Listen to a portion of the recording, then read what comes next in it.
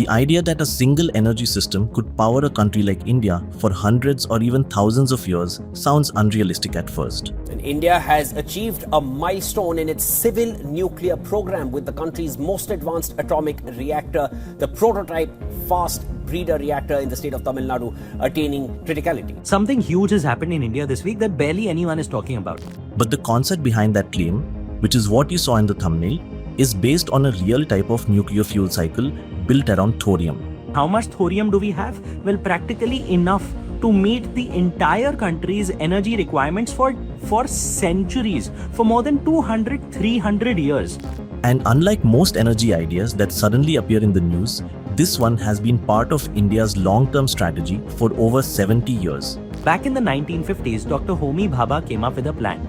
He said India will follow a 3-step process. To understand why that matters, you need to look at how the rest of the world approached nuclear energy and why India made a very different choice. Landmark achievement, the 500 megawatt electrical Prototype Fast Breeder Reactor called PFBR has successfully attained a first criticality, the state of controlled fission chain reaction. Because while most countries build their reactors around uranium, India designed an entire system to eventually run on thorium. India has the largest reserves of thorium in the world, almost 25% of global supply. And by the end of this video, you'll understand how that system works, why it has taken decades to develop, and whether it can actually reduce India's dependence on imported energy. Today, the global nuclear industry is built almost entirely around uranium. Most reactors use uranium-235 as their primary fuel, and while this system is well understood and widely deployed, it comes with structural limitations. Uranium is a finite resource. Its supply is geographically concentrated, and conventional reactors produce long-lived radioactive waste that requires careful management over extremely long time frames. For countries that lack domestic uranium reserves, this also creates a dependence on imports. India is one of those countries. It has relatively limited uranium resources, which constrains how much it can scale traditional nuclear power.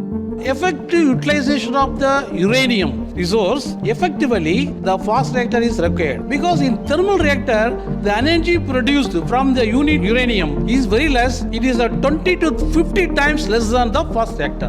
But at the same time, it has one of the largest thorium reserves in the world. To convert the fertile thoria, which is available large amount in our India, to convert the thoria into uranium-233, which can be huge potential for the future fast reactor. Estimated to be around 25% of global supply, largely found in coastal regions. The challenge, however, is that thorium cannot be used as a direct nuclear fuel. It is what physicists call a fertile material, meaning it needs to be converted into a fissile isotope before it can sustain a nuclear reaction. This is where India's long-term strategy comes in.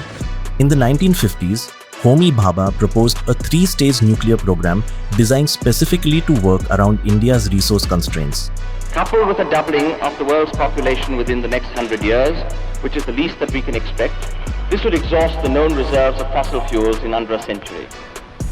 It is in this simple arithmetic, no allowance has been made for the fact that the standard of living of the industrially advanced countries is rising, and we hope will continue to rise. I come back to Dr. Bhabha's vision. Today you have coal which will last maybe 100 years. To improve the standard of living of Indians, you need to enhance the energy supply. There is a relation, strong correlation between them. If you want to go anywhere close to the average of OECD countries, I'm not talking about the best, but even average of industrially advanced countries, that average is around 9,000, 10,000 units per capita, which would mean that we have to produce electricity which is 10 times larger. Now coal which would last 100 years at the current rate of consumption, if you were to increase your consumption by 10 times larger, the coal will be over in 10 years. And that's where the importance of thorium comes in. What are the energy sources which will be big enough? There are only two. One is thorium, which we have in plenty. Other is solar energy. Instead of relying on uranium indefinitely, the idea was to use it as a starting point, gradually transitioning toward a system that could ultimately run on thorium. This was never intended to be a short-term solution. It was designed as a multi-decade technological pathway. In the first stage, India uses pressurized heavy water reactors that run on natural uranium. These reactors generate electricity, but they also produce plutonium as a byproduct. That plutonium becomes the input for the second stage, which involves fast breeder reactors. Unlike conventional reactors, fast breeders are designed to produce more fissile material than they consume. In India's case, this process enables the production of uranium-233, a crucial isotope that can be used to activate thorium. This brings us to the present moment. India's Prototype Fast Breeder Reactor, or PFBR, has recently achieved criticality. Today, India achieved yet another historic milestone. The Prototype Fast Breeder Reactor, a 500 megawatt electrical nuclear reactor constructed by Bharatiya Nabhikya Vidyut Nigam Limited at Kalpakam in Tamil Nadu, has achieved its first criticality, that is, initiation of sustained nuclear chain reaction. Meaning it can now sustain a controlled nuclear chain reaction. India has marked a significant milestone in its nuclear energy journey with the successful attainment of criticality at the Prototype Fast Breeder Reactor in Kalpakkam. This marks a significant step in the second stage of the program. It doesn't complete the system, but it enables the transition to the final phase.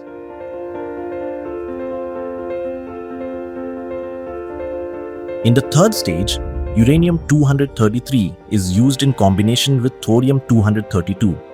When thorium absorbs neutrons inside the reactor, it gradually converts into uranium-233, which can then sustain further reactions.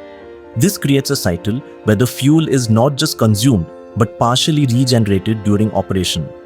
From a systems perspective, this is what makes thorium-based reactors fundamentally different. They are designed not just to use fuel efficiently, but to extend the fuel base itself. There are several theoretical advantages to this approach. Thorium is significantly more abundant than uranium, which expands the long-term resource base.